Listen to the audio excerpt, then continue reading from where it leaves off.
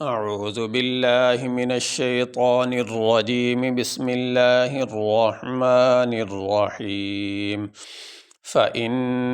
زَلَلْتُم مِّن بَعْدِ مَا جَاءَتْكُمُ الْبَيِّنَاتُ فَاعْلَمُوا أَنَّ اللَّهَ عَزِيزٌ حَكِيمٌ۔ فا زبر فا، حمزہ نون زیر ان، فَإِن، زا زبر زا، لام زبر لل، تا میم پیش تم، فَإِن زَلَلْتُم، میم زیر میم، یہ چھوٹا سا میم پڑا ہوا یہ نون کے اوپر، نون ساکن کے بعد با آ جائے تو پھر نون کو میم کے ساتھ بدل دیا جاتا، تو اب یہاں پہ یہ میم پڑھا جائے گا، یہ نون نہیں پڑھا جائے گا۔ میم زیر میم، با عین زبر با، دال زیر دی، بعدی، میم الف زبر ما، جیم الف مد زبر جا، حمزہ تا زبر ات، کاف پیش کو، ما جاءت کو،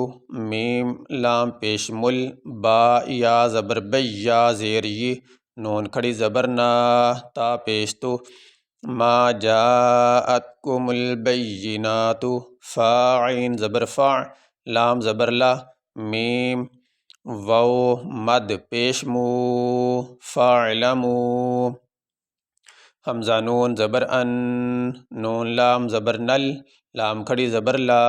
ہا زبر ہا، ان اللہ، عین زبر ع، زا یا زیر زی، عزی، زادو پیش زن، عزیز، حا زبر حا، کاف یا زیر کی،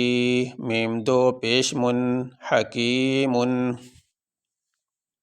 یہاں پہ آیت مکمل ہوگی، یہاں پہ ہم وقف کریں گے۔ وقف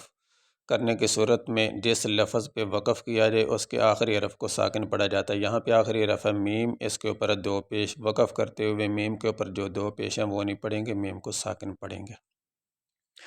فَإِن زَلَلْتُم مِّن بَعْدِ مَا جَاءَتْكُمُ الْبَيِّنَاتُ فَاعْلَمُوا أَنَّ اللَّهَ عَزِيزٌ حَكِيمٌ۔ یہ ہمارا سبق مکمل ہوا جی۔